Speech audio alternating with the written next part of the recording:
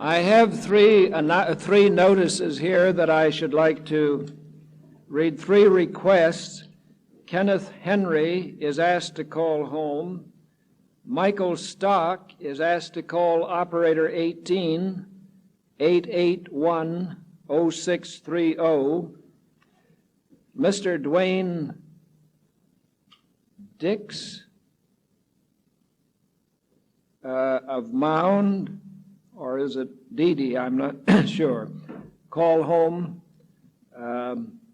I think your folks are a little worried about you.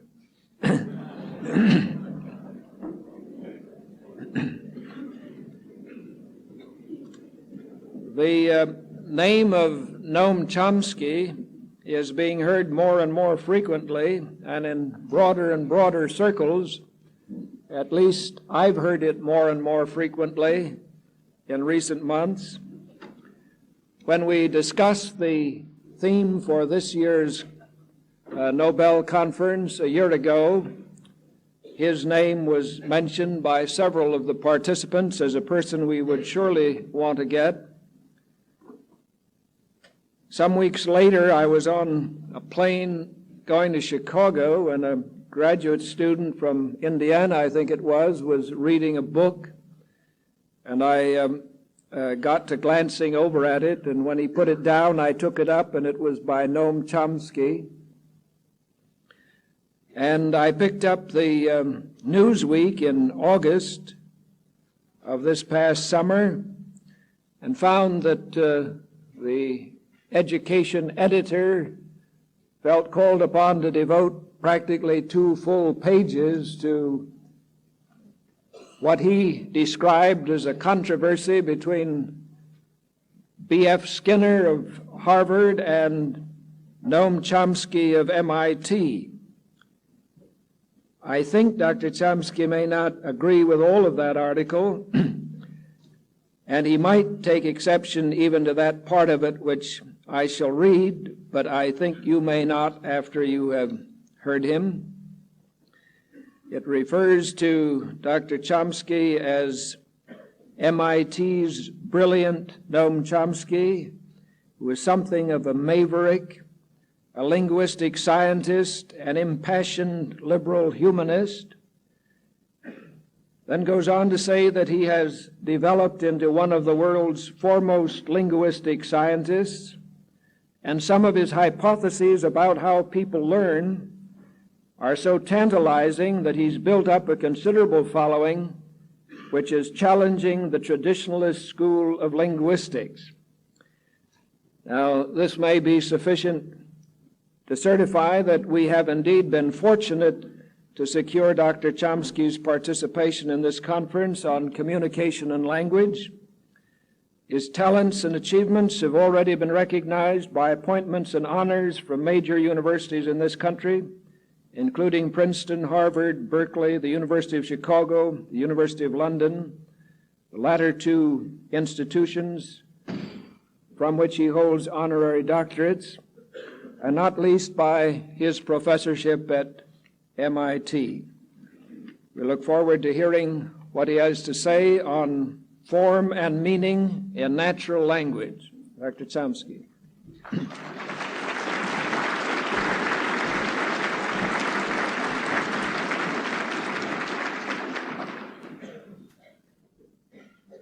When we study human language, we are approaching what some might like to call the human essence, the distinctive qualities of mind that are, so far as we know, unique to man, and that are inseparable from any critical phase of human existence, personal or social. Hence the fascination of this study, and no less its frustration. The frustration arises from the fact that despite much progress, we remain as incapable as ever of coming to grips with the core problem of human language, which I take to be this.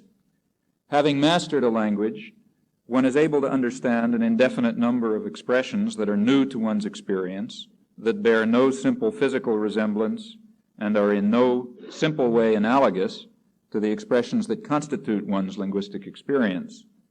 And one is able, with greater or less facility, to produce such expressions on an appropriate occasion, despite their novelty and independently of detectable stimulus configurations, to be understood by others who share this still quite mysterious ability. The normal use of language is in this sense a creative activity. This creative aspect of normal language use is one fundamental factor that distinguishes human language from any known system of animal communication, point to which I'll return. It's important to bear in mind that the creation of linguistic expressions that are novel but appropriate is the normal mode of language use. If some individual were to restrict himself largely to a definite set of linguistic patterns, to a set of habitual responses to stimulus configurations, or to what are called analogies in modern linguistics, in this case we would regard such a person as mentally defective, as more animal than human.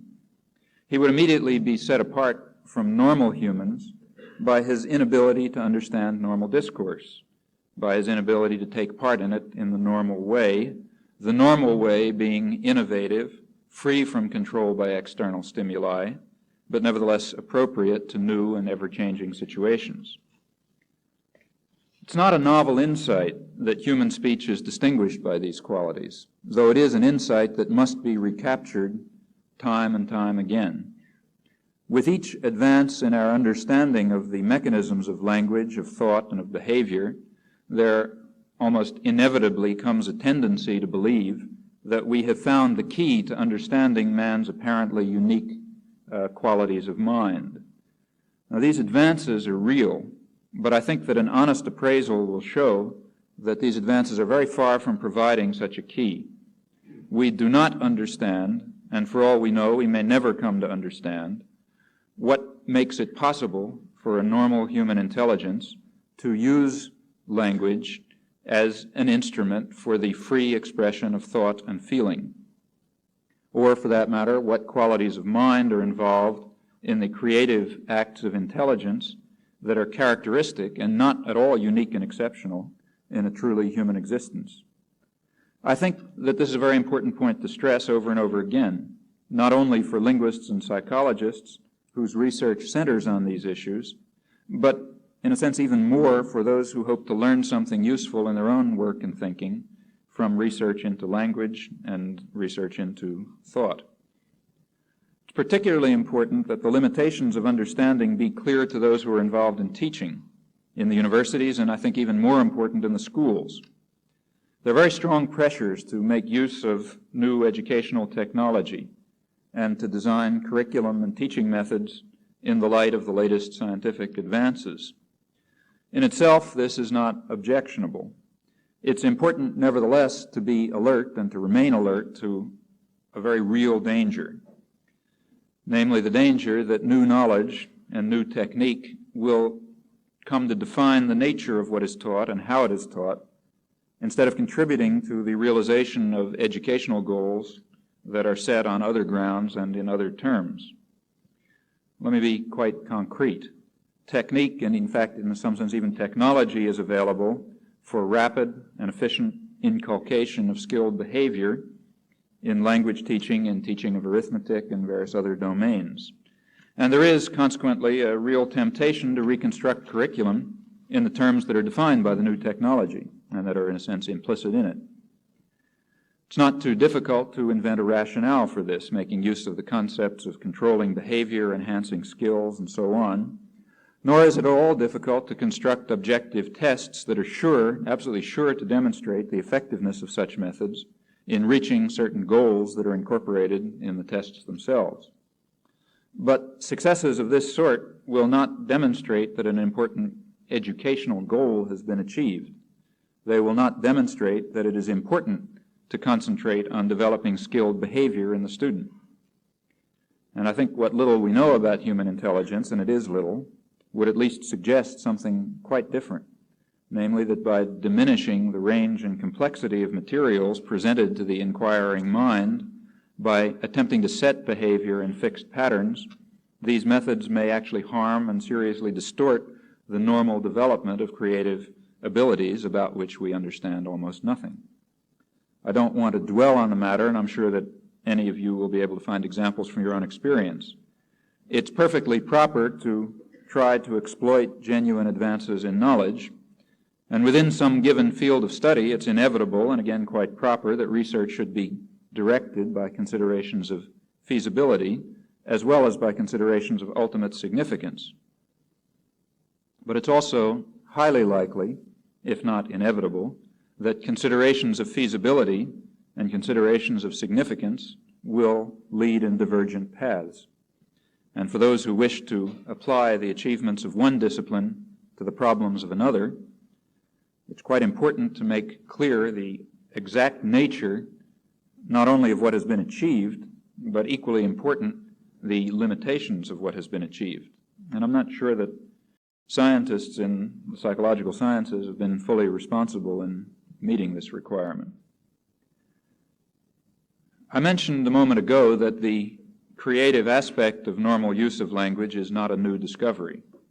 It, in fact, provides one important pillar for Descartes' theory of mind, for his study of the limits of mechanical explanation. And this latter study, in turn, provides one crucial element in the construction of the anti-authoritarian social and political philosophy of the Enlightenment. And in fact, there were even some efforts to found a theory of artistic creativity in this, what I've called the creative aspect of language use, of normal language use. Schlegel, for example, argued that in the late 19th century, that poetry has a unique, late 18th century, has a unique position among the arts, a fact illustrated, he claims, by the use of the term poetical to refer to the element of creative imagination in any artistic effort, as distinct, say, from the term musical, which would be used metaphorically to refer to a sensual element. And to explain this asymmetry, he observes that every mode of artistic expression makes use of a certain medium, and that the medium of poetry, namely language, is unique, in that language, as an expression of the human mind, rather than a product of nature, is boundless in scope and is constructed on the basis of a recursive principle that permits each creation to serve as the basis for a new creative act. That's roughly a paraphrase. Hence, the central position among the arts, he argues, of the art forms whose medium is language, hence the asymmetry in the metaphorical use of the term poetical as compared with the term musical. The belief that language, with its inherent creative aspect, is a unique human possession, this belief, of course, did not go unchallenged in classical discussion any more than it does today. For example, one expositor of Cartesian philosophy, Antoine Legrand, lovely name, refers to the opinion, I now quote, to the opinion of some people of the East Indies who think that apes and baboons, which are with them in great numbers, are imbued with understanding, and that they can speak but will not for fear they should be employed and set to work. It's an argument which would perhaps appeal to Milton Friedman. If there's any more serious argument in support of the claim that human language capacity is shared with other primates, then I'm unaware of it. And I should say the same about the claim that human language capacity is shared in any significant respect with any other organisms.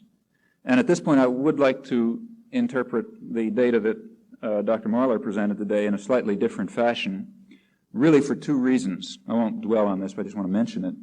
First, I think that it's true, as he said, that a number of interesting conclusions would follow from Charles Hockett's concepts of the design of language, if those concepts were at all accurate.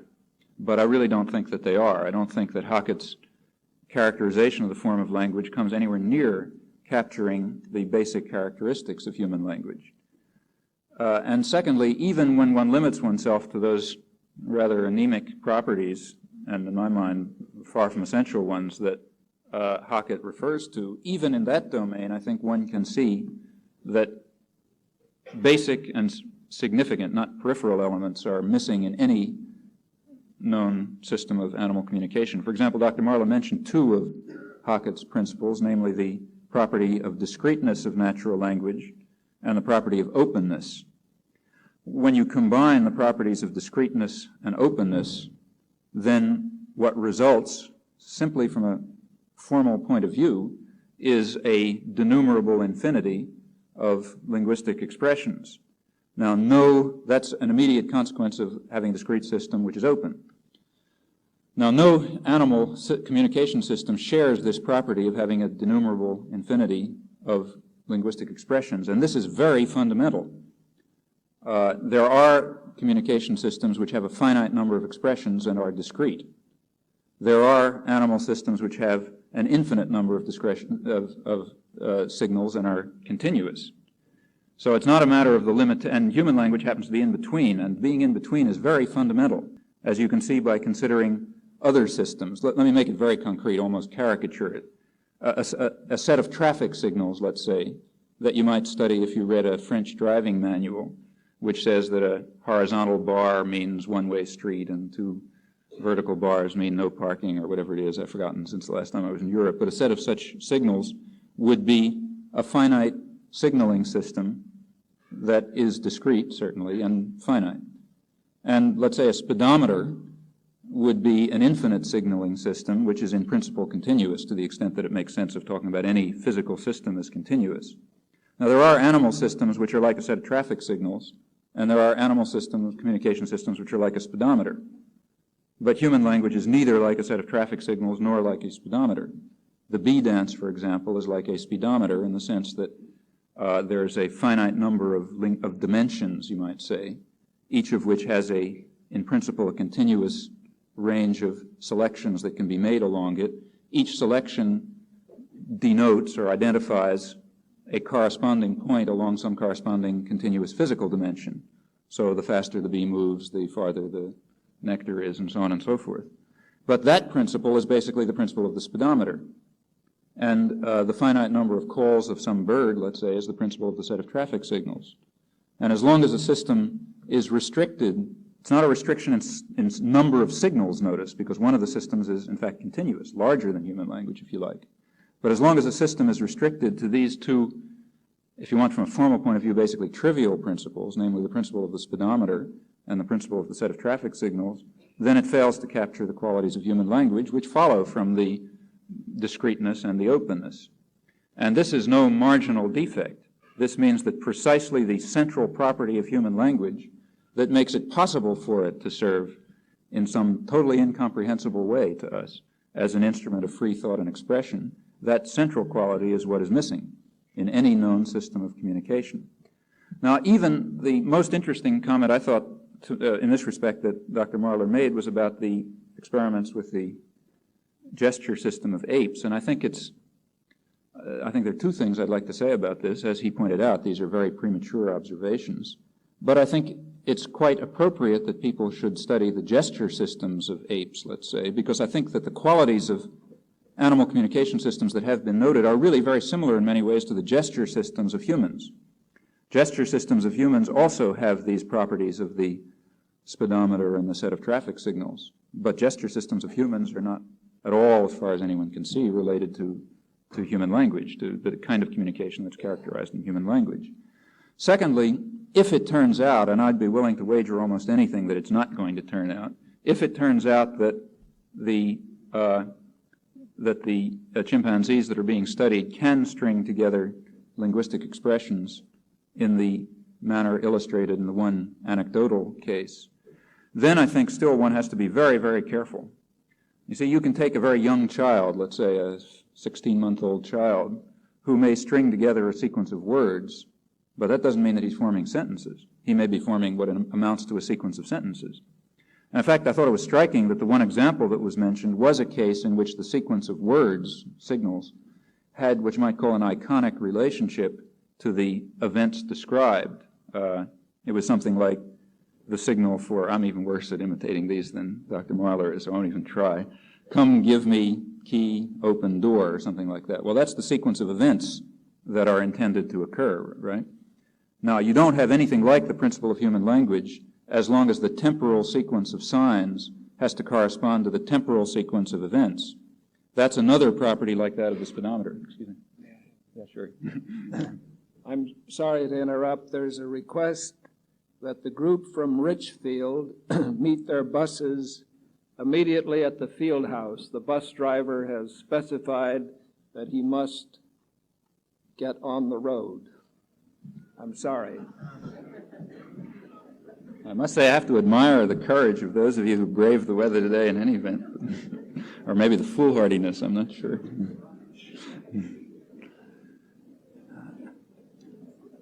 Well, let me just conclude with that remark then. I think even if it turns out, and as I say, I'm extremely skeptical that there will be some detectable behavior which does involve sequencing of expressions, I don't think that that's going to prove very much about the relationship of animal systems to human systems any more than a sequence of traffic signals, let's say, that corresponded to the sequence of instructions, drive down this street and then park the car and then, lock the door or something, and that preserved this iconic relation any more than such a sequence of traffic signals would, in some sense, capture the essential properties of human language.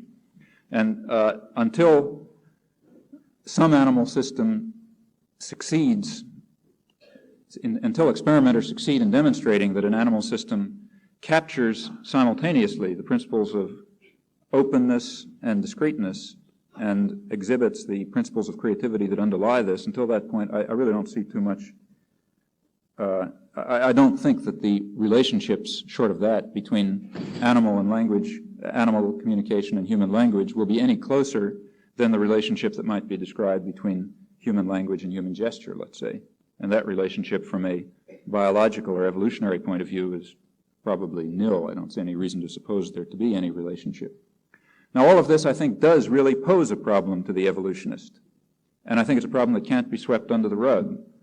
I have yet to see any serious suggestion as to how this very specific system of human language might have evolved from anything simpler. But that's a problem, and that problem I don't think is going to go away very soon, if at all. I don't have any suggestion as to what the answer is. Well, I was saying when I digressed that I don't think that there are any, to my mind, no serious serious arguments at the moment to suggest that animals have in their behavior and their capacities anything closely resembling, significantly resembling human language capacity.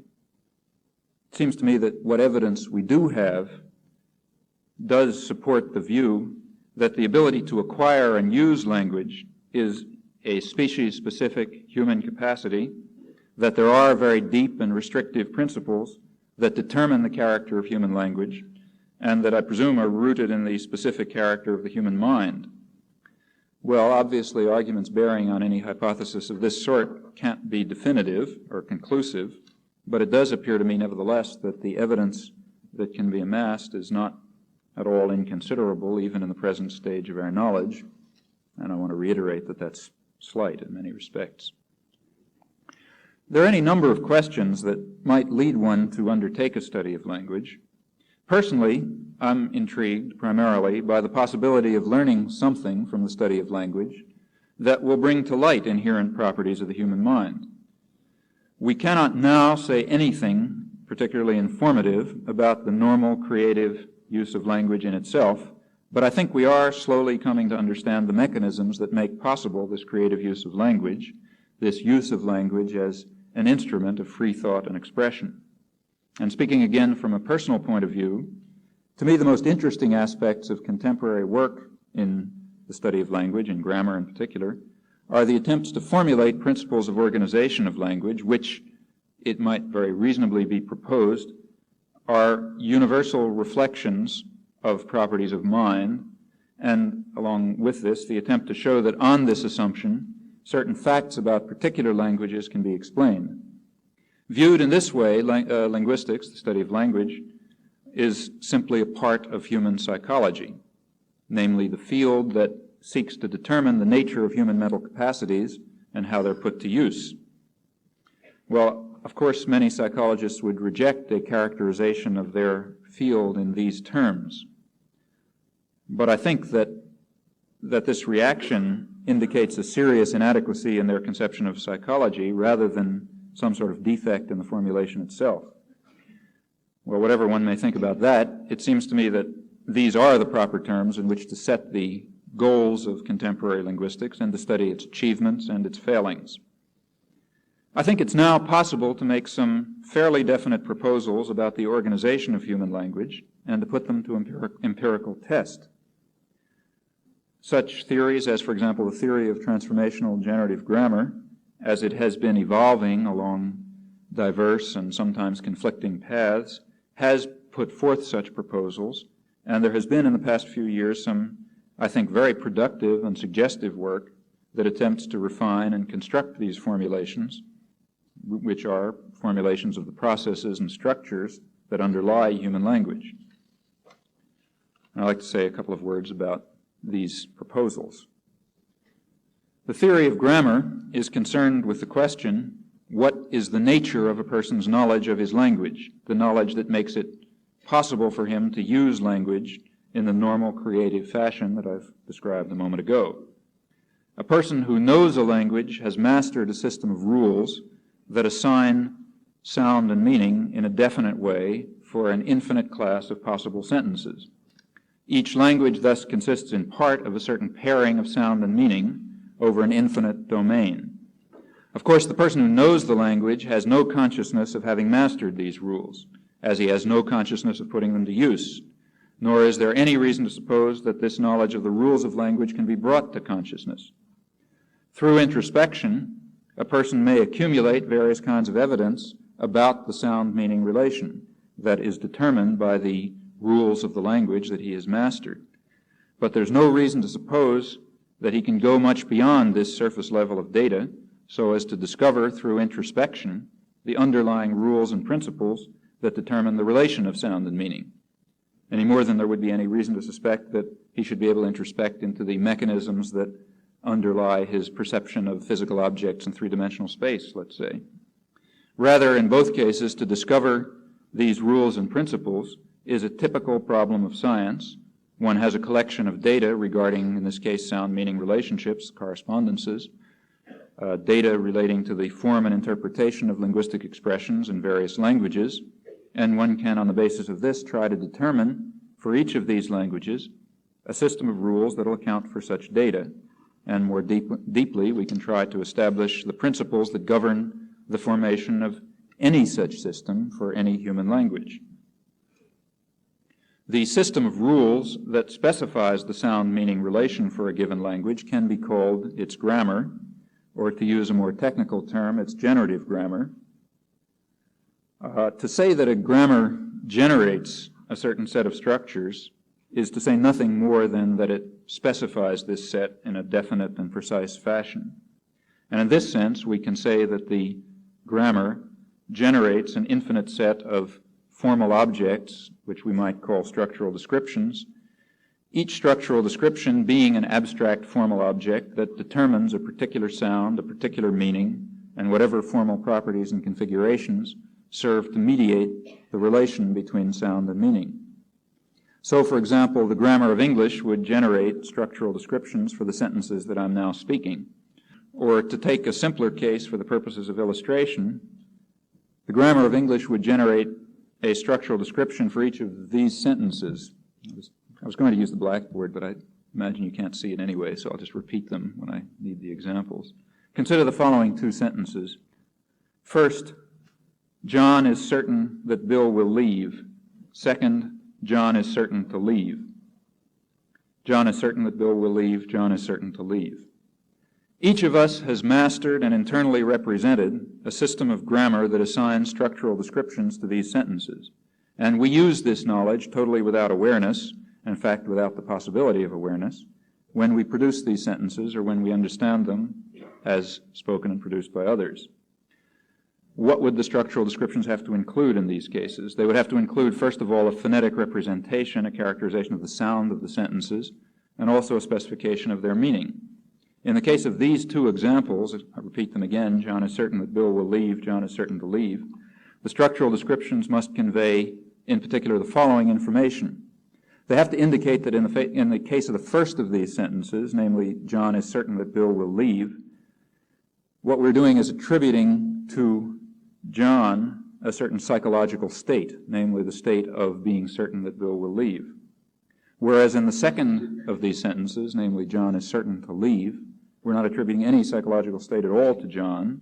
Rather, we're attributing a given logical property, namely the property of being certain, to a certain proposition, namely the proposition that John will leave. Despite the superficial similarity of form of these two sentences, the structural descriptions assigned to them, generated by the grammar, must indicate that their meanings are very different. Namely, one attributes a psychological state of a complex sort to John, and the other attributes a logical property to the proposition, to an abstract proposition, namely that John will leave.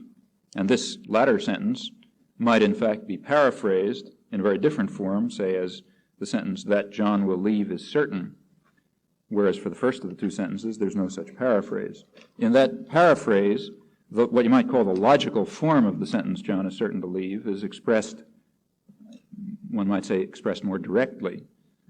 So of these three sentences that I gave, namely John is certain that Bill will leave, John is certain to leave, that John will leave is certain, these three sentences, the grammatical relations in the second and the third, the logical form if you like, are very similar, despite a very great difference in physical form, surface form.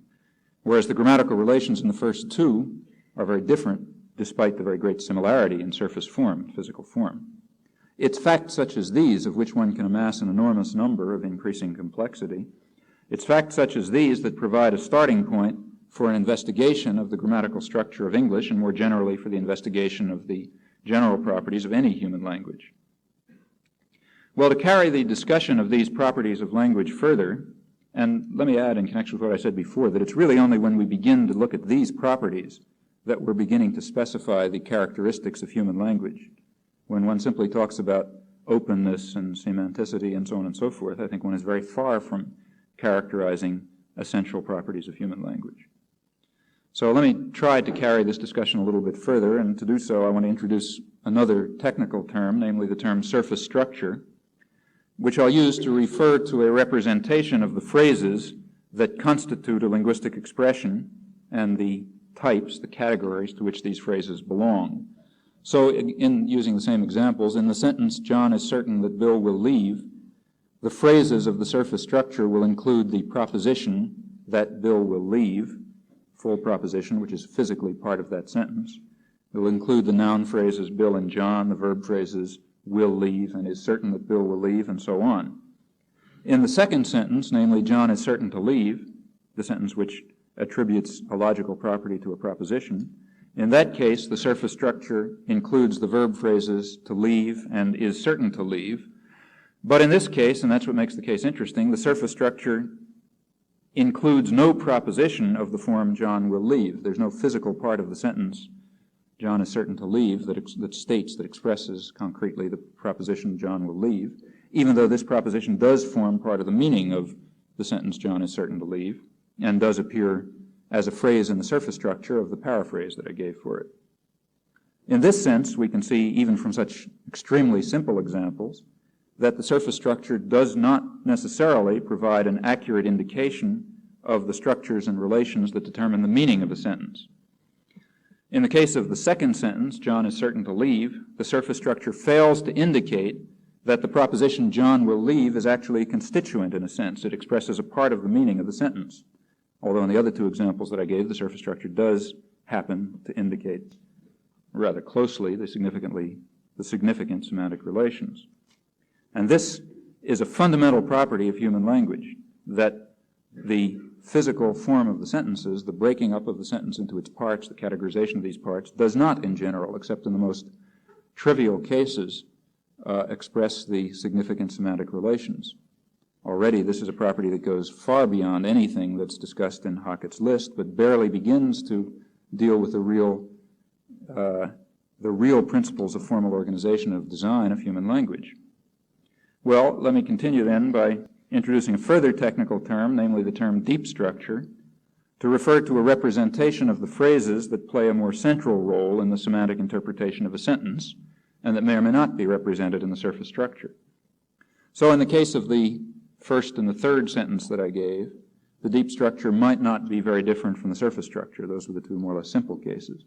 In the case of John is certain to leave, on the other hand, The deep structure will be very different from the surface structure in that it will include the proposition, John will leave, and the predicate is certain, which is attributed to this proposition, though nothing of the sort, I repeat again, nothing of the sort appears in the physical form of the sentence in the surface structure, only in the abstract mental representation of the sentence.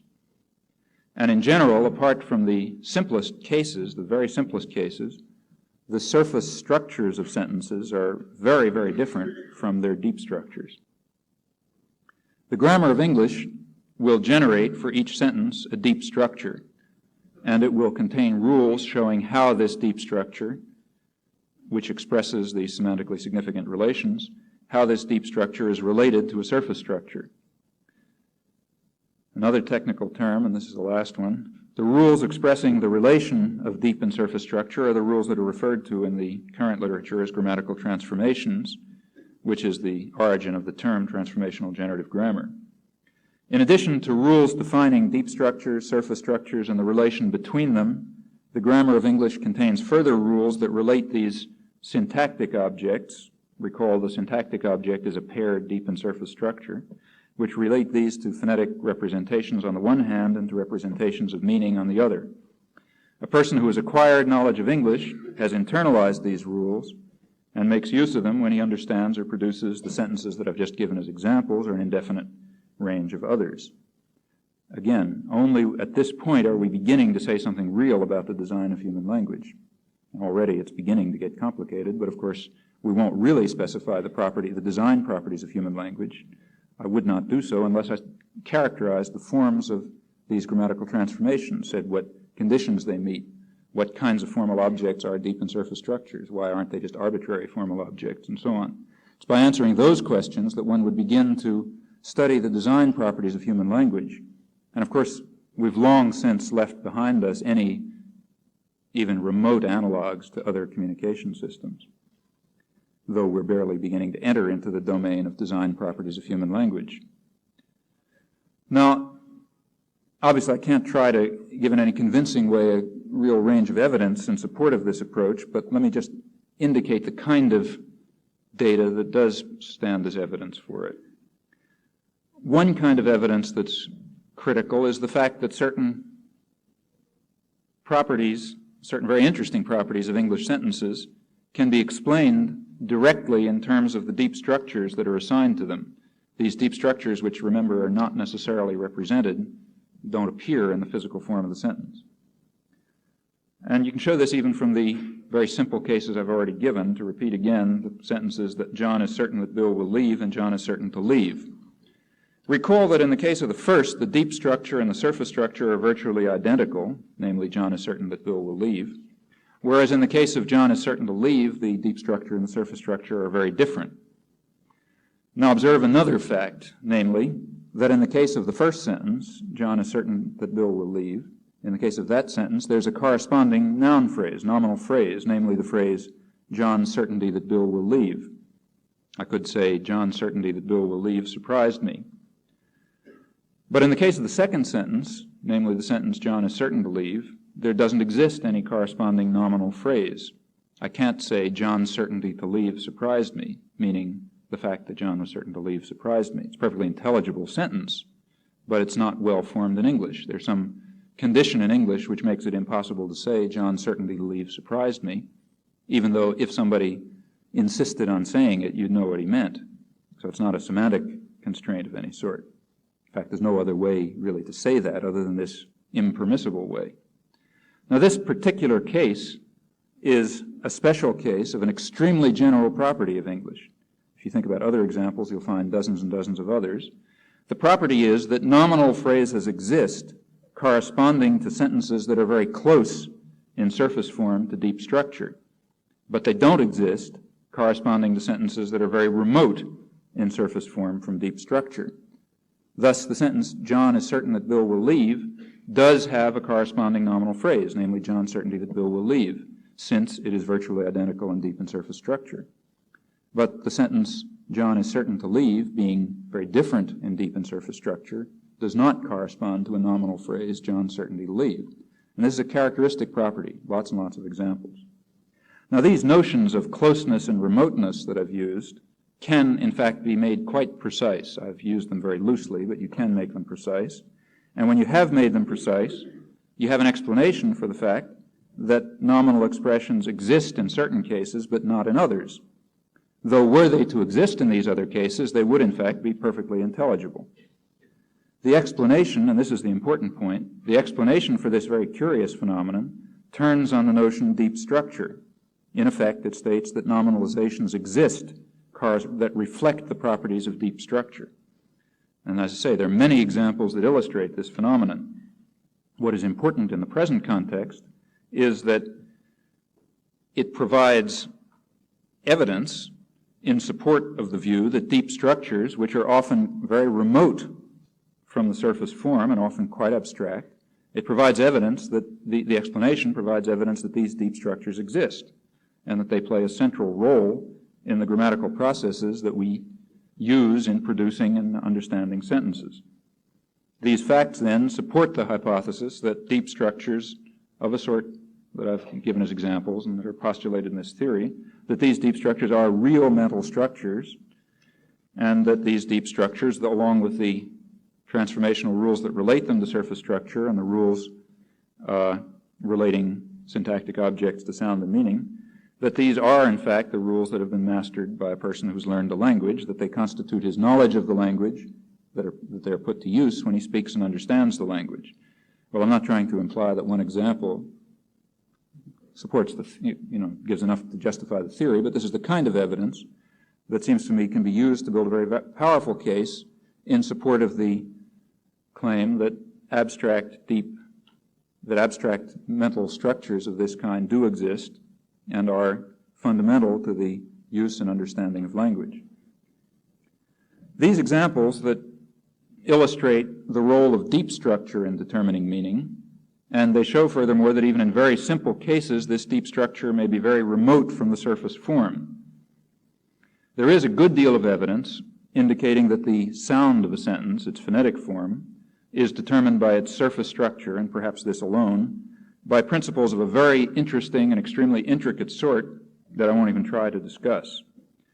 From such evidence, I think it's fair to conclude that surface structure determines phonetic form, and that the grammatical relations that are represented in deep structure are those that determine meaning. And furthermore, as I've already noted, there are certain grammatical processes, for example, the process of nominalization, that can be stated, that can be formulated and described only in terms of these abstract deep structures.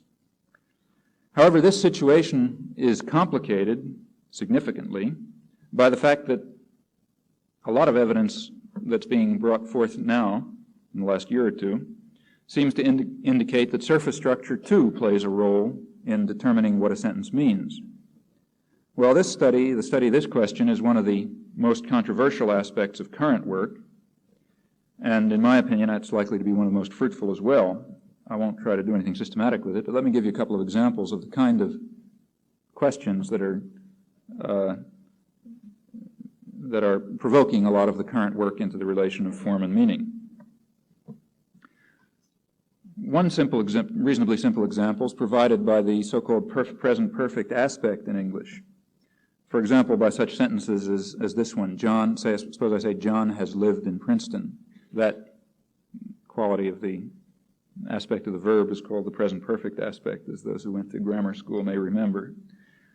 A very interesting and rarely noted feature of this aspect, almost never noted, and to my mind never noted in classical grammar, is that when you use this aspect, when you say something like John has lived in Princeton, the usage of the sentence carries the presupposition that John is in fact alive. So it's perfectly proper for me to say, I have lived in Princeton.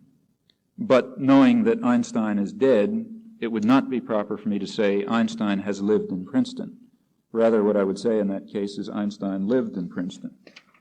Well, there are plenty of complications, but this is roughly accurate as a first approximation, and you can think of other examples to support it. But think what happens when you consider active and passive forms. Suppose I know that John is dead and that Bill is alive. John is dead and Bill is alive. Then I can say Bill has often been visited by John, but I can't say John has often visited Bill. Rather, what I would say in that case is John often visited Bill. I can say, knowing what I do, except that it's false, I can say, I have been taught physics by Einstein, but I couldn't say, Einstein has taught me physics. Rather, I would say, Einstein taught me physics. Now, in general, active and passive forms are synonymous, and they have essentially the same deep structures and the same grammatical relations represented in these abstract mental objects. But in the cases that I've mentioned that involve this present perfect aspect, active and passive forms differ, strikingly, in the presuppositions that they express. To put it very simply, and in fact oversimply, the presupposition is that the person who's denoted by the surface subject is alive. And in this respect, the surface structure also contributes to the meaning of the sentence in that it's relevant to determining what is presupposed in the use of the sentence. These, incidentally, are the kinds of things that foreigners, even who have very good command of English, often make very curious mistakes about that are awfully hard to correct. Well, let's carry the matter a bit further. It gets even more complicated. Consider what happens if you have a conjoined subject, something and something. So given the fact that Hillary is alive, and given the fact that Marco Polo is dead, it's proper to say Hillary has climbed Mount Everest. But it's not proper to say Marco Polo has climbed Mount Everest. Rather, what I'd say in that case is Marco Polo climbed Mount Everest. Again, I overlook certain subtleties and complications, and of course the truth or falsity of the sentences is irrelevant. Clearly, I'm talking about the meaning. Well, but now consider the conjoined sentence. Marco Polo and Hillary, among others, have climbed Mount Everest. Notice that in this case, there's no express presupposition that Hillary is alive, that Marco Polo is alive. Just as there's no such presupposition in the sentence, Mount Everest has been climbed by Marco Polo, among others. Though if I say Marco Polo has climbed Everest, there is such a presupposition, hence the impropriety of the sentence, knowing what we know as a matter of fact. Notice further that the situation changes in a very complicated way when one shifts from the normal intonation, which I've been trying to preserve so far, to an intonation that introduces what's often called contrastive or expressive stress. Well, let me illustrate the complex effects of this shift in a simple case, and about the simplest case that I can make up. Consider the sentence, the Yankees played the Red Sox in Boston, which I tried to say with normal intonation. With normal intonation, the point of main stress, the point of highest pitch, would be the word Boston. So again, the Yankees played the Red Sox in Boston. And this sentence might be an answer to such questions as, where did the Yankees play the Red Sox? Answer, in Boston. What did the Yankees do? They played the Red Sox in Boston. What happened? The Yankees played the Red Sox in Boston. That's in the case of normal intonation. The sentence could be an answer to any of those three questions perfectly properly. But consider what happens if I shift the point of maximal stress and highest pitch. Suppose that I say, shift it to Red Sox, and I say, the Yankees played the Red Sox in Boston. Now the sentence can only be the answer to the question, who did the Yankees play in Boston? Before, in normal intonation, it could be the answer to three questions. Now it can be the answer only to one. Notice that the sentence presupposes, when I say the Yankees played the Red Sox in Boston, that sentence presupposes that the Yankees played someone in Boston. If there was no game at all, then it's improper, not just false, to say the Yankees played the Red Sox in Boston. In contrast, if there was no game at all, it is false, but not improper, to say the Yankees played the Red Sox in Boston with normal intonation. So contrastive stress carries a presupposition in a sense in which normal intonation does not. Though notice, to make it more complicated, that normal intonation also carries a presupposition, but in another sense of presupposition. So it would be quite improper to answer the question, who played the Red Sox in Boston, to answer that question by saying the Yankees played the Red Sox in Boston. If somebody says, who played the Red Sox in Boston, it's not right to answer the Yankees played the Red Sox in Boston with normal intonation. So there is a kind of presupposition even under the normal intonation, but it's a very different kind than under the contrastive stress. And it's not easy to separate these two kinds and say what they mean, incidentally. You might try it. Exercise for the reader. The same property of contrastive stress, and it's an interesting one, is shown in what are called the cleft sentence constructions. So consider this sentence. It was the Yankees who played the Red Sox in Boston. This has primary stress on Yankees, and it presupposes, notice, that someone played the Red Sox in Boston. The sentence is improper, not just false, if there was no game at all. If there was no game at all, I can't say it was the Yankees who played the Red Sox in Boston. Though if there was no game at all, I could say, falsely, the Yankees played the Red Sox in Boston, with normal intonation. These phenomena have generally been overlooked. To my knowledge, they've been always overlooked, in fact, when the semantic role of contrastive stress has been noted. I don't know of any discussion of them in the entire literature. Well, to further illustrate the very intricate role of surface structure in determining meaning, consider such sentences as this one. Take the sentence, John is tall for a pygmy. I try to say this with normal intonation. Maybe I fail, but I'm having the problems that Dr. Marler had in Talking Chimpanzee. This sentence presupposes, the sentence, John is tall for a pygmy, this sentence presupposes that John is a pygmy, and it also presupposes that pygmies tend to be short. So given our knowledge of the Watusi, it would be anomalous to say John is tall for a Watusi, because the wrong presuppositions are carried. But now consider what happens when you insert the word even in the sentence. Suppose I insert the word even before John, so that gives even John is tall for a pygmy. Again, the presupposition is that John is a pygmy and that pygmies are short. But consider now a different position of the word even. Consider the sentence, John is tall even for a pygmy. This presupposes that pygmies are tall, and it's therefore a strange sentence, given our knowledge of the facts, as compared, say, to the sentence, John is tall even for a Watusi, which is perfectly all right. Now, the point is that the position of even in the sentence, John is tall for a pygmy, the position of even in that sentence determines the presupposition not only with respect to John, but with respect to the average height of pygmies. And that's a rather tricky matter if you consider the way in which the word even is related to the characterization of the average height of pygmies, non-existent characterization of it in that sentence. Nevertheless, that is a factor in the meaning, clearly. And of course, to complicate the matter further, the placement of the word even in a sentence is a matter of surface structure. You can see this from the fact that the word even can appear in association with phrases that don't have any representation at all at the level of deep structure. Consider the following sentence. John isn't certain to leave at 10.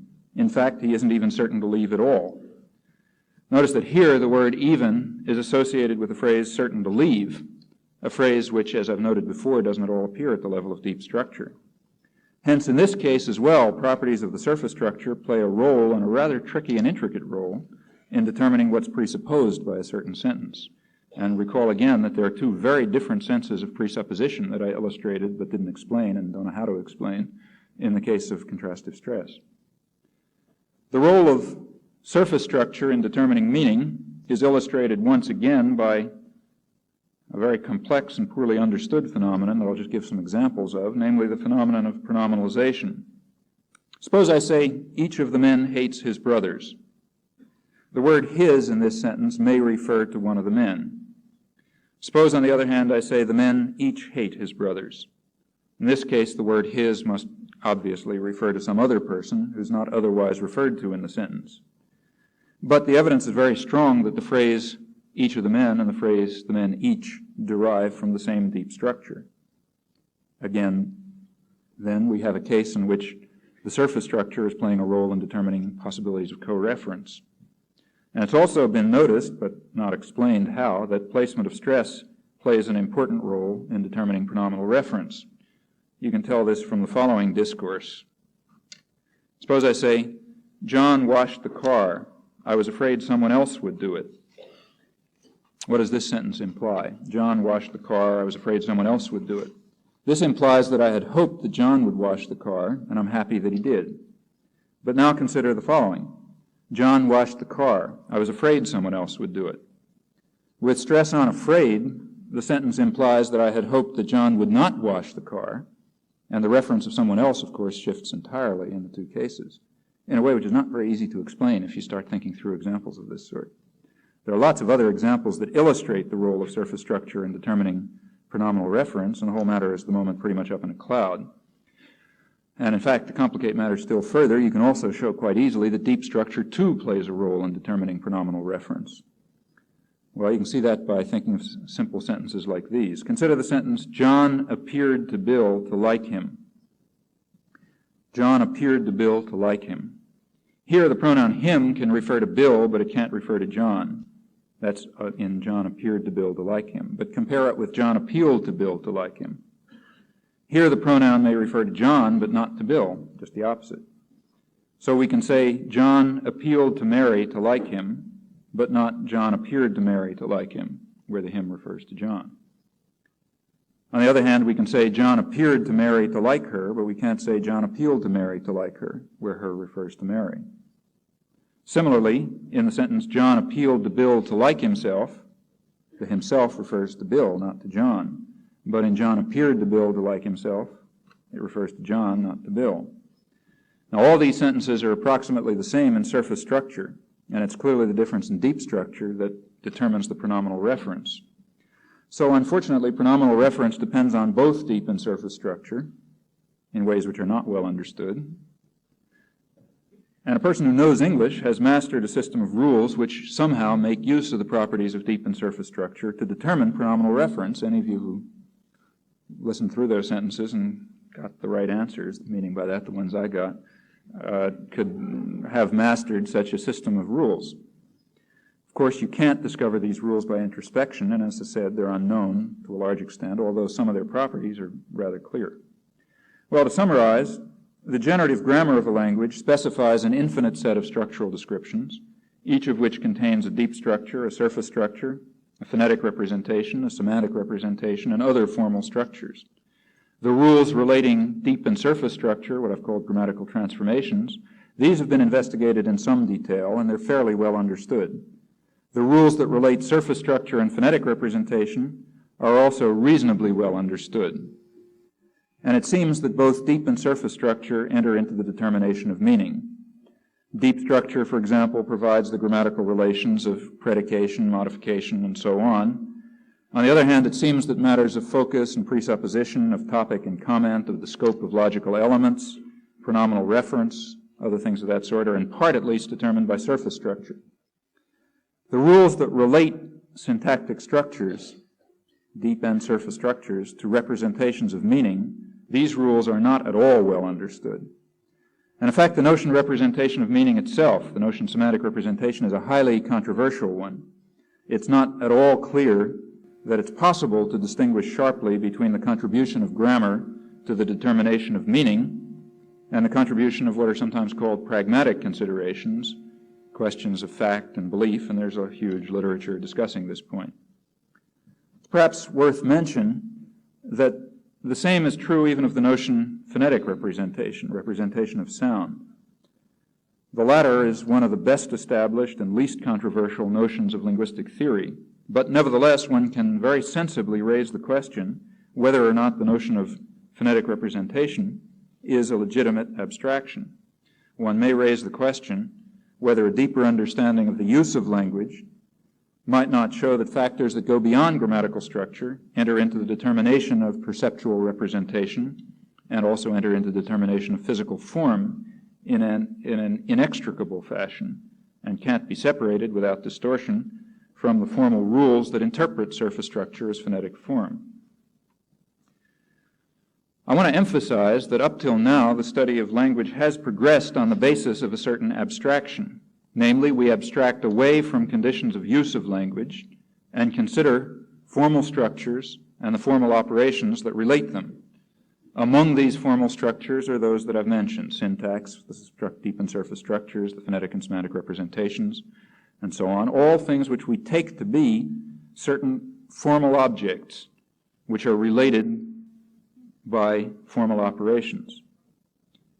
Now, this process of abstraction is in itself in no way illegitimate, but it's very important to understand that it does express a certain point of view. It expresses a hypothesis about the nature of mind, which is by no means a priori obvious. It expresses, in fact, the working hypothesis that one can proceed with the study of knowledge of language, what's often called linguistic competence, in abstraction from the problems of how language is used. I think this working hypothesis has a good deal of justification. It's justified by the success that has been achieved when it's adopted. A great deal has in fact been learned about the mechanisms of language, I would say about the nature of mind, on the basis of this hypothesis. But one has to be aware that in part at least, this approach to language is forced upon us simply by the fact that our concepts fail us when we try to study the use of language. When we try to study this, we're reduced to platitudes or to observations which may be individually interesting, but which do not lend themselves to systematic study by means of the intellectual tools that are presently available to us. On the other hand, we can bring to the study of formal structures and formal relations, to this study we can bring a wealth of experience and a wealth of understanding. Now, it may be that at this point we are facing a conflict between significance and feasibility, a conflict of the sort that I mentioned earlier in this talk. We may be facing a case where we're studying the thing which we have the tools that we're able to study rather than the thing that ought to be studied. I don't personally believe that this is the case, but it's possible.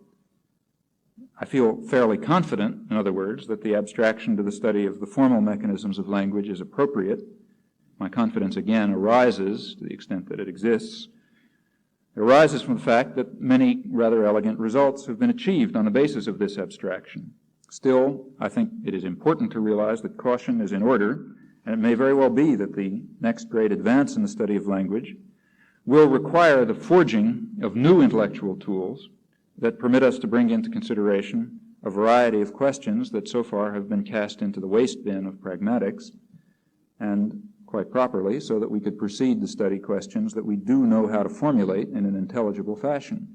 And these are questions having to do with formal structures and the relations between them. I would like to even go further and to say that the inability of modern psychology to come to grips with the problems of human intelligence is, I think, in part at least, a result of its unwillingness to undertake the study of abstract structures and mechanisms of mind.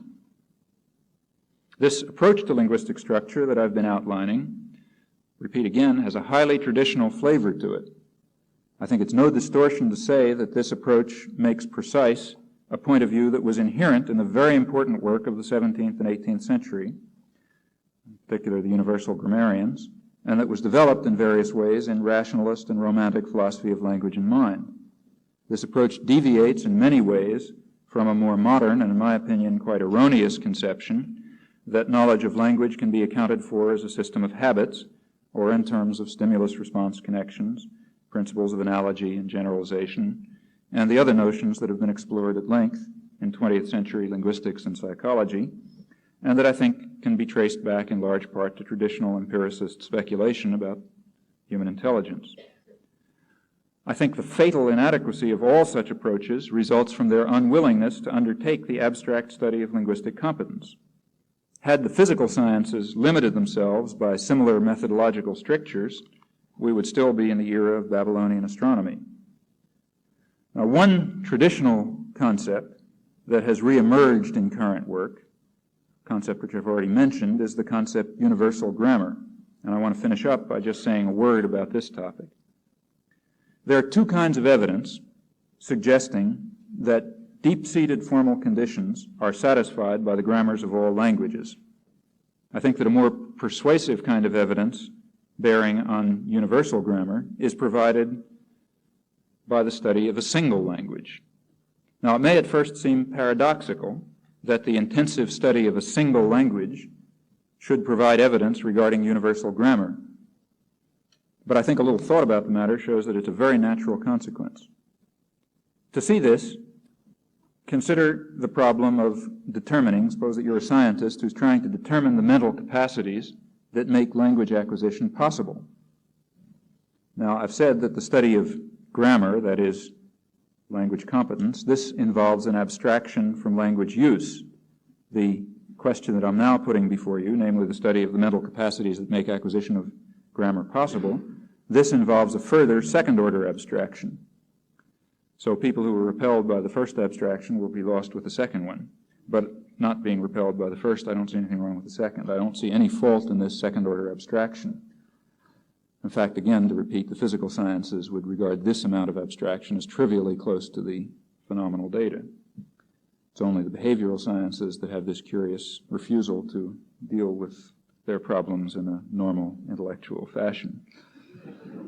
We may formulate the problem of determining the intrinsic capacities of a device of unknown properties that accepts as input the kind of data that's available to the child learning his first language and produces as output the generative grammar of that language.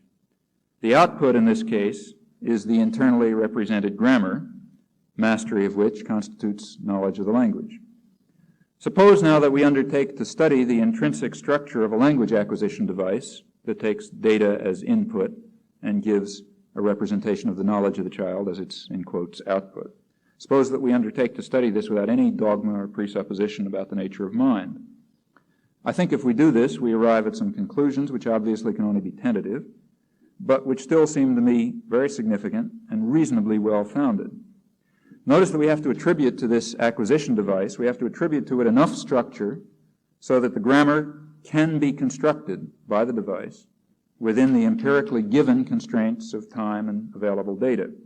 And we must also meet the empirical condition that different speakers of the same language, who will, of course, have somewhat different experience and training, nevertheless will acquire grammars that are remarkably similar, as we can determine from the ease with which they communicate, and as we can determine from the correspondences among them in the interpretation of new sentences.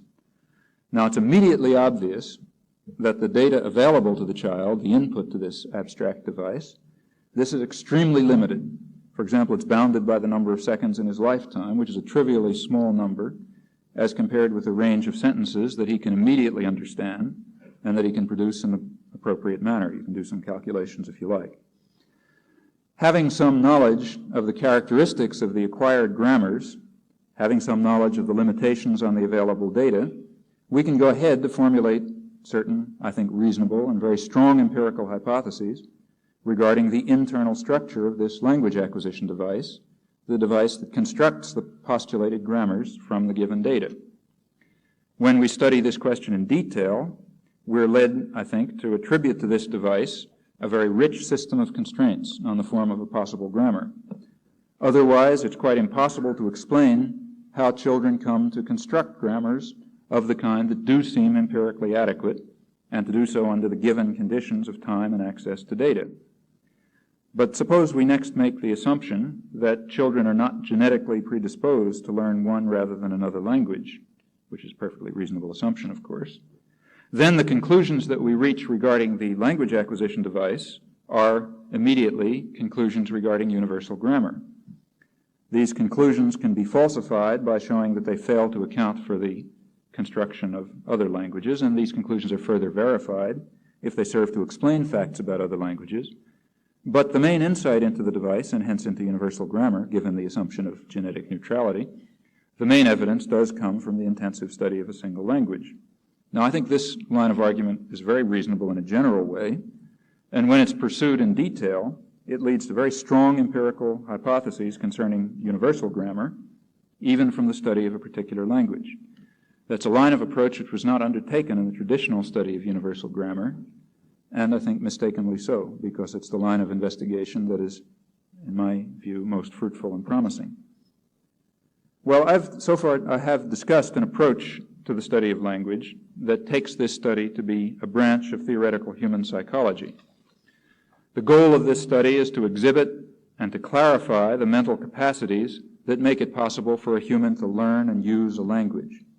As far as we know, these capacities are unique to man. I see no significant analog in any other organism. If the conclusions of this research are anywhere near correct, then humans must be endowed with a very rich and a very explicit set of mental attributes that determine a specific form of grammar, a specific form of language, on the basis of very slight and, in fact, rather degenerate data. Furthermore, we see that they make use of the mentally represented language in a highly creative way, constrained by its rules but free to express new thoughts that relate to past experience or present sensation only in a remote and abstract fashion. If this is correct, and I think it is, if this is correct, then there's no hope at all in the study of control of human behavior by stimulus conditions by schedules of reinforcement, by the establishment of habit structures and patterns of behavior, and so on. Of course, one can design a restricted environment in which such control and such patterns can be demonstrated. But there's no reason to suppose that any more is learned about the range of human potentialities by such methods than would be learned by observing humans in a prison or in an army or in many a schoolroom, for that example. The essential properties of the human mind will always escape such investigation. And if I can be pardoned a final non-professional comment, I'm very happy with this outcome. Thank you.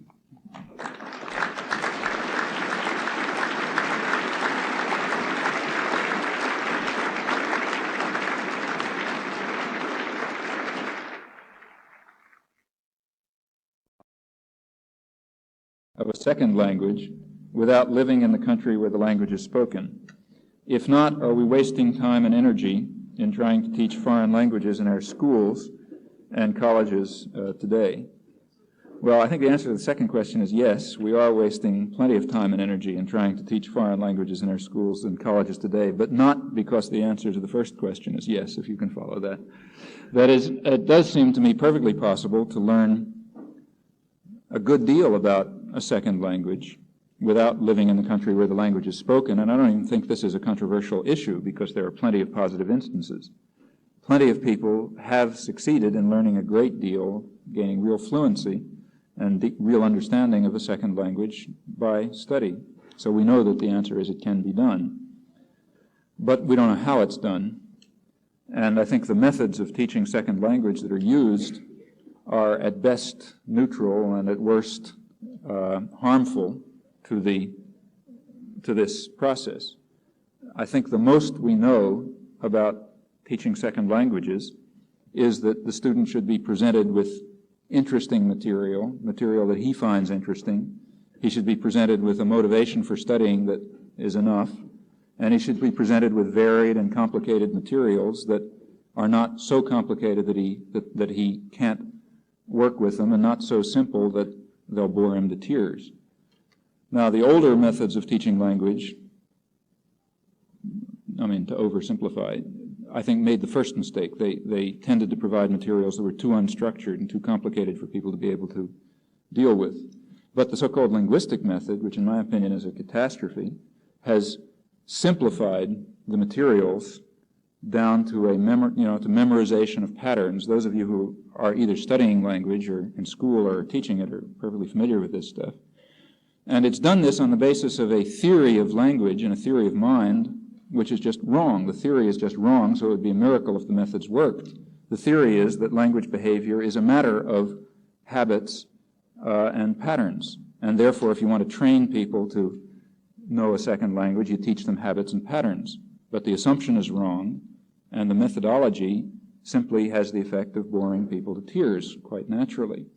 And therefore, I think it should be thrown out. It doesn't give them enough stimulation, enough complexity, and enough diversity so that the student can make use of whatever it is that enables people to learn things, and we don't know what that is, on materials that are interesting enough to engage him. Now, that's not very helpful to the language teacher, I don't think, but it seems to me that that is about all that one can say from a, if you want, scientific point of view, quasi-scientific point of view, or maybe pseudo-scientific point of view about this issue. So I think, obviously, we can teach languages. It is often done by good teachers and motivated students, but the methods that are suggested are, I think, very, very, very questionable, and I should think that any teacher should have the good sense to certainly think about them, but probably to reject them. To what extent do you reject the tabula rasa theory? How much and to what degree is intuitive knowledge present in humans? Well, I don't think that anybody can accept a tabula rasa theory in any serious way. Locke didn't accept it, and Hume didn't accept it, really. What the question is, I think, what properties are if we want to study the way a scientist would study the problem of acquisition of knowledge, we ask the question, what information is presented to the organism and what does he come up with? What's the initial and the final state of this device? And clearly the device must have certain specific given structure if it's going to go in anything but a random way from one final state, from a given final state to initial state to a given final state. If many such devices, many different people do it in a comparable fashion, then there must be initial structure in the organism. That's not even in question. The question is, what is the initial structure? And here I think there have been two divergent points of view that you can roughly characterize. One is the point of view that what's intrinsic to the device, to the mind, if you like, is a set of procedures for acquiring knowledge. So Hume, in fact, enumerated these procedures. Said there's 3 methods of building up associations on the basis of similarity and contiguity and cause and effect relation, the latter, incidentally, being ultimately an animal instinct, according to Hume, analogous to the instinct that enables birds to build nests. Now, this is sort of a pure empiricism. It says that all there is in the brain is, in the mind, is a set of intrinsic mechanisms for making associations on the basis of similarity, contiguity, and cause-effect relation. And then there was this matter of secondary impressions, which sorts of comes in the second volume, and nobody knows what to do with. But without that, that's the first, that's a kind of a sharp empiricism. And that's the kind of view that's held by a lot of modern philosophers. I mean, it's almost you might almost say the standard view among people who think of themselves as hard-headed. And I just don't think that, from a purely scientific point of view, that is what is, that we can say that is what is intrinsic to the mind. Now, there's a very different point of view, which is much more characteristic of rationalist philosophy, and here I think is its great insight and its great merit, which argues that what is intrinsic to the mind is certain properties of the resulting knowledge. Maybe not the resulting knowledge in detail, but certain forms that it takes, certain properties that it has, certain general ways in which it's constructed in relation and related in its various subcomponents, if you like. These things are all intrinsic to the mind. And I think that the study of language lends a good deal of support to that. I don't see any way of accounting for the fact that languages, if it is a fact, that languages always have deep and surface structure related by these very peculiar operations called grammatical transformations, meeting a whole bunch of funny conditions, which I haven't bothered stating, but that can be stated. I don't see any way of accounting for the fact that the final state of the device always has these properties, unless we assume that those properties characterize the device itself. There's no way of building up those properties by induction or by association. They don't arise out of the data from some operation. You could think of millions of different theories compatible with the data that are entirely different from this. And this seems to me the sort of basic rationalist insight. And in this respect, I think that the much derided rationalist philosophers were really taking a far more scientific view of the whole matter than their empiricist counterparts, who were, like Hume, who were simply stipulating, absolutely dogmatically, as Skinner stipulates, as Quine stipulates, and many others do, just as an article of faith, that there are certain fixed properties of the mind, namely the ability to form associations, etc., and we don't care what the evidence is. We just know by a kind of sort of, I don't know what, mystical insight is what I think it is, that these are the properties of the mind. Now, I don't think any scientist or engineer, let's say, would study the question by making any such assumption. He would look at the input-output relations and try to determine from them what are the properties of the mind. And in this respect, I think the whole empiricist tradition, and I would include modern psychology almost, well, don't want to overgeneralize, but certainly most of behaviorism as a subpart of it, has simply been based on a dogmatic stipulation which doesn't stand up, as why should it, against factual investigation. So, and this is the way I would like to reinterpret the tabula rasa question. In referring to the sentences of the chimpanzee, I can understand how that might have been only a series of events, but is not the expression of a series of events intimately related to the expression of causal relationships? And isn't that type of expression a forerunner of creative speculation and connected ideas? Yeah, I think that I don't doubt that a chimpanzee is capable of seeing a relation between successive events, let's say.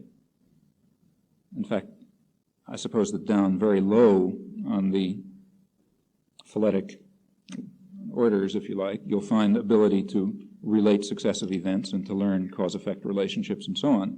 I mean, wherever you can do any training, this is presupposed. So in this respect, something analogous to thinking is present very low down. I mean, down to the level of the earthworm, if you believe some psychologists, and maybe all the way down. Maybe it's a property of organic matter, But it doesn't seem to me that that is enough to say that it's enough to say that this is a forerunner of thought, because human thought is not simply a matter of concatenating consecutive and events that are expected to be related by cause-effect relationships. So it has other properties. For example, it has the properties that I described, and many others that we can't even begin to describe. And it seems to me that there's nothing learned by it. There's no sense to the assertion that it seems to me that, well, let me use an example of Eric Lenneberg's, that you might just as well say that speaking derives from walking. There are many things that speaking and walking have in common, surely. But would you then say that speaking derives from walking? Is walking a forerunner of speaking? Well, no, not in any serious sense. Until you can account for the specific properties of human thought, of human cognitive structures, and show how those arose specifically from some other specific thing, you haven't done anything. Otherwise, you're just talking about vague analogies between different kinds of intelligence, which may have something to do with each other, but may not. Within the constraints of your philosophy, to dignify it, how would you define intelligence? I wouldn't. It seems to me that I don't know. I really don't know the answer to that question. I think we'll know the answer. Let me just say, how could one proceed to define intelligence? I think you could do it by trying to develop an understanding of the products of intelligence and the acts of intelligence. So by studying human language, you're making some sort of an inroad into a definition of intelligence. If you could investigate how people find answers to complicated problems, if you could study that and say something serious about it, you would have made another contribution to the study of intelligence, and so on. Maybe someday somebody will be able to develop a kind of an overarching theory of human cognitive structure that will deal with all of these things. But it seems to me we're so far from this that any attempt to define it will just be some platitude, and very useless. Will you do one transformation on the blackboard showing the difference between surface and deep structure? Well, let me give just the example that I think you can probably hear me without the microphone. Let me just sketch out the one example that I talked about, which is perfectly characteristic. If we take the sentence, John, well, let me write it down here. John is certain to leave. What will its surface structure be? Well, it'll be a breakdown into certain phrases like this one and this one. And I think it's more revealing to represent these phrases in a tree-like form. So let's say that the phrase to leave is a verb phrase, which I'll designate like that, and that certain to leave, or maybe is certain to leave, is another verb phrase, which I'll designate like this. So the phrase is certain to leave includes the phrase to leave, both of them being verb phrases. And the phrase John is, let's say, a noun phrase, and the whole thing is a proposition or a sentence. We might represent the surface structure of the sentence by a structure of that sort. Labeled tree diagram, or labeled bracketing, if you like. On the other hand, the deep structure of this sentence is going to have to say what? It's going to have to say that the subject-predicate relation, which is, after all, just the relation stated by this configuration of a subject and predicate related as a proposition, we're going to have to say that that configuration holds, so let's write down the configuration, holds of the proposition that John leaves. So down here we have a proposition sentence. And here we have something that we're predicating of that proposition, namely that it is certain. The proposition itself, again, has a subject and predicate. The subject being John, the predicate being leave. So we have the subject-predicate configuration holding of John leaves. We have the subject-predicate configuration holding of the proposition that John leaves and the logical property of certainty. And that's something like that would be the deep structure. That is, this formulation would express the fact that we are predicating the logical property of certainty of the proposition that John leaves when we say John is certain to leave. And the phrasing of that thing, if we break this down into its physical parts, it of course expresses nothing of the kind. On the other hand, John is certain that Bill will, as I said, be both the deep and surface structure. Now, to relate these two things, one needs certain formal operations. Each of these is a formal, if you want, mathematical structure. Sorry. Which we could describe in perfectly formal terms, and we know how to we sort of understand the problem of how to discuss structures of that sort and how to think of formal operations that map one onto the other. The operations will have to do various things to the tree structures and interrelate them and replace parts and so on and so forth. Now, there is no sort of given branch of mathematics that deals with this problem. And the reason for that is in itself rather interesting.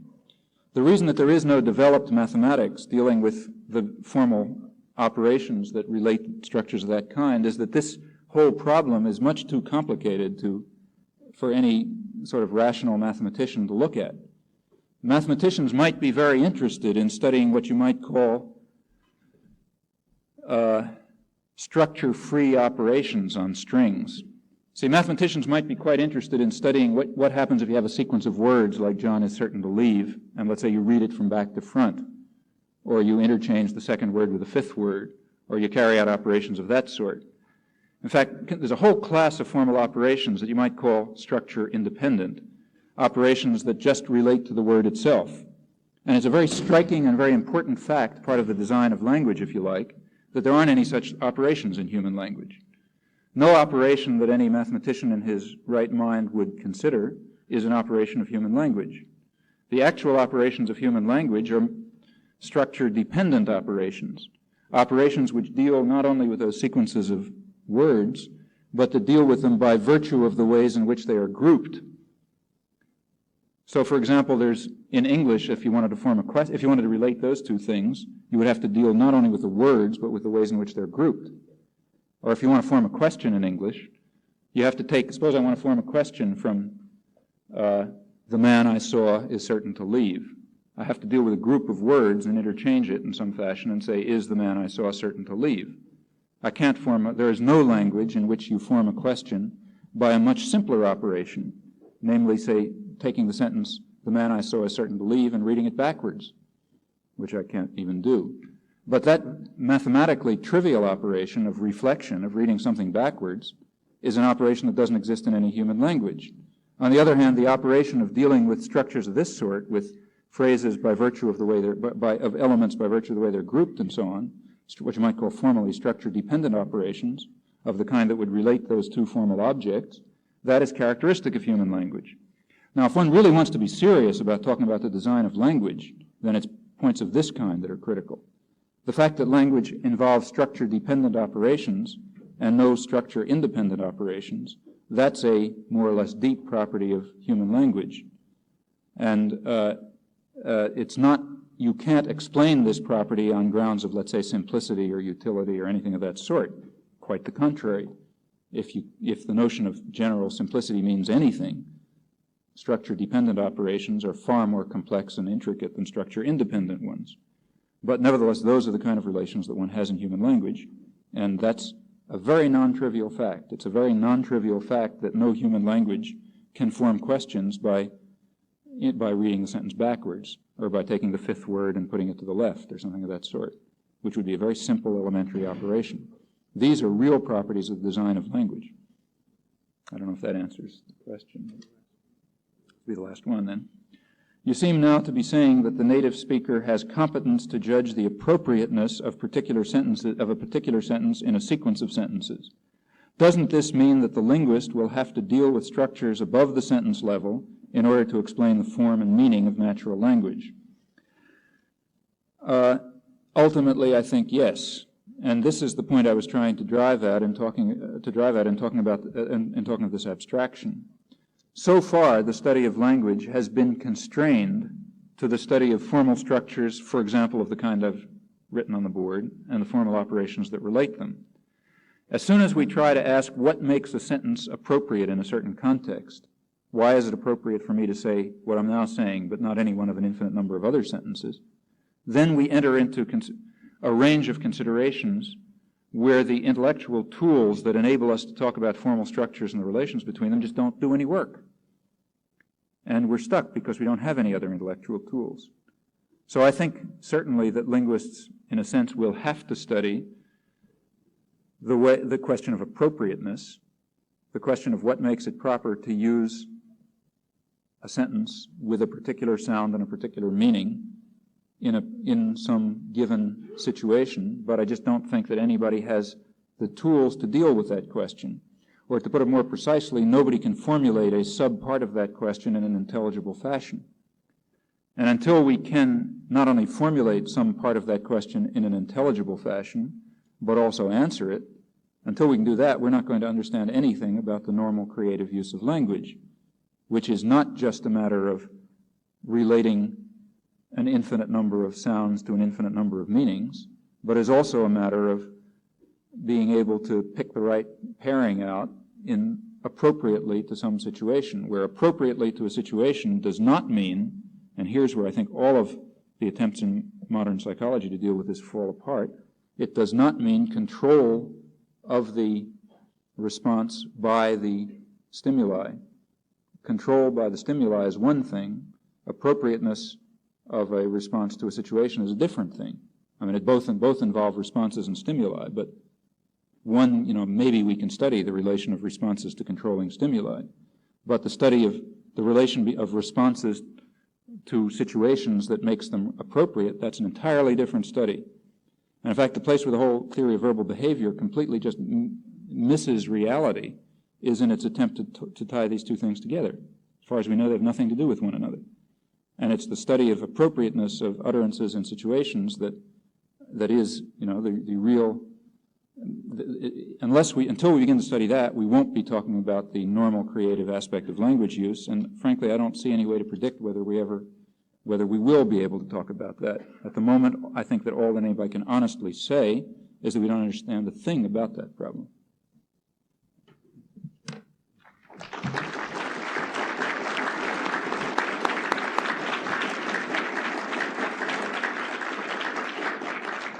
Are there some people here who have no place to stay for the night? If so, will you please raise your hand? You're asked to go to the dining room, to the north end of the dining room, so you're not absorbed with the others. And then there is an offer here by Mr. H. Gordon, who is at the Nicollet Hotel and who will be here at the lectern after the meeting, who has a room with a double bed and with room for a roll-away bed. And he says he'd be happy to work out rooming for someone, but men only, dang it. All right. Tomorrow at 10 o'clock, again at 1:30 when Dr. Lenneberg, and then the panel at 3:30 in the afternoon.